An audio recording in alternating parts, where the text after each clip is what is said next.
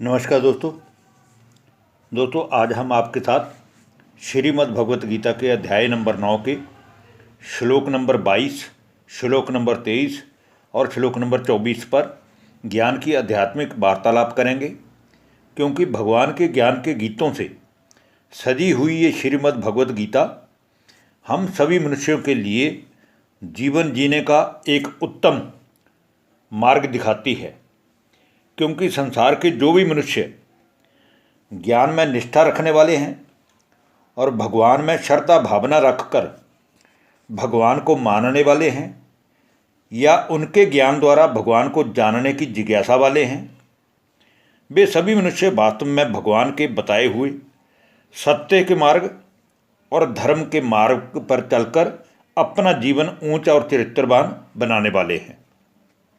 इसलिए आज के इन 3 श्लोकों द्वारा हम ये जानेंगे कि जो भगवान में सच्ची श्रद्धा रखकर उन्हें याद करते हैं या उनकी पूजा भक्ति करते हैं या फिर उनका स्मरण करते हैं, उन पर भगवान की अद्भुत कृपा कैसे होती है, या वह भगवान के ईश्वरीय वरदानों से अपनी झोलियां दिव्य गुण शक्तियों से कैसे भरकर अपना सुखी जीवन व्यतीत करते हैं। क्योंकि भगवान तो एक ही है। फिर आप चाहे तो किसी मनुष्य को भगवान मानकर उनकी पूजा करो या फिर देवी देवताओं को भगवान मानकर पूजा करो, इससे कोई फर्क नहीं पड़ता।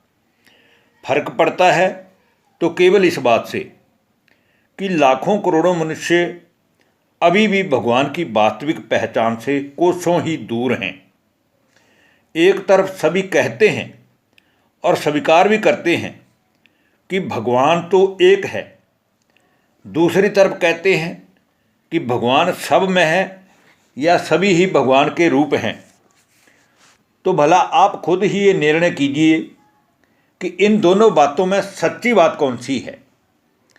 तो आइए गीता ज्ञान के द्वारा भगवान का सत्य परिचय प्राप्त करते हुए हम स्वयं को हर कर्म करते हुए उस भगवान के भजन और कीर्तन में या सिमरन में कैसे अपने समय भी सफल करें और अपने जीवन को खुशहाल व समृद्ध बनाएं।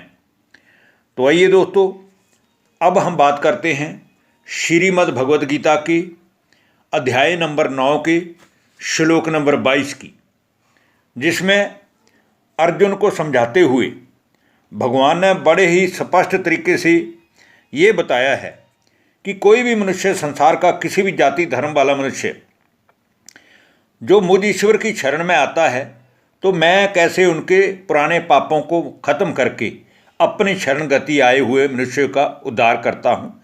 इसमें ये बताया है, अनन्या अचिंतयन्तो माम ये जना पर्युपासते तेषां नित्याभियुक्तानां योगक्षेम वहाम्यहम्।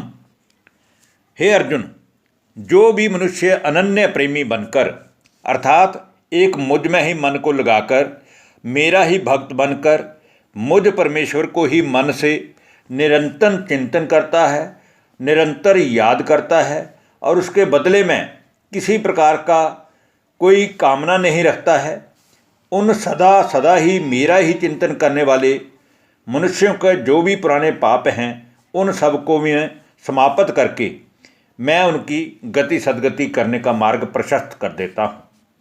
इसके बाद दोस्तों हम बात करेंगे श्रीमद् भगवत गीता के अध्याय नंबर 9 के श्लोक नंबर 23 की, जिसमें फिर भगवान कहते हैं, ये अप्य अन्य देवता भक्ता यदन्ते श्रद्धेयामिन्ता ते अपि मामेव कौन्तेय यजन्तय विधि पूर्वकम। अर्थात हे अर्जुन, यद्यपि श्रद्धा से युक्त जो भी संसार के सकाम भक्त दूसरे दूसरे देवी और देवताओं को पूजते हैं, उनकी मूर्तियां बनाकर घरों में मंदिर बनाकर पूजते हैं या मंदिरों में जाकर उनकी पूजा आरती करते हुए उनको पूजते हैं, वे भी वास्तव में मुझको ही पूजते हैं। क्योंकि उन सभी देवी देवताओं का भी और उन सभी सकाम भक्तों का भी भगवान मैं ही हूँ, किंतु उन सभी का ये पूजन अविधि पूर्वक है, अर्थात अज्ञान पूर्वक है। उनको पूर्णतया इस बात का ज्ञान ही नहीं है कि देवी देवताओं की या संसार के सभी मनुष्यों की रचना का रचनाकार केवल और केवल एक भगवान है। आइए दोस्तों, अब हम बात करेंगे श्रीमद् भगवत गीता के अध्याय नंबर 9 के श्लोक नंबर 24 की, जो कि आज की वीडियो का अंतिम श्लोक है। और इस श्लोक में भी कहा गया है, अहम ही सर्व यज्ञानां भोक्ता च प्रभुरेव च नातु मामभिः जानन्ति तत्त्वेनात् अश्चन्यबन्ति ते।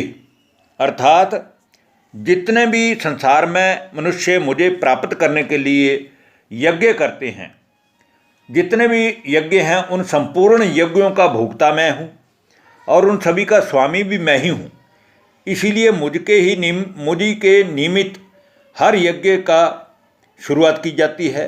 परंतु वे मुझ परमेश्वर को जैसा मैं हूँ, जिस रूप वाला मैं हूँ, जहाँ का मैं रहने वाला हूँ, वो इन सब बातों को नहीं जानते और इसीलिए ही वो देह अभिमान के वश या विकारों के वश गिरते हैं, पतन को प्राप्त होते हैं।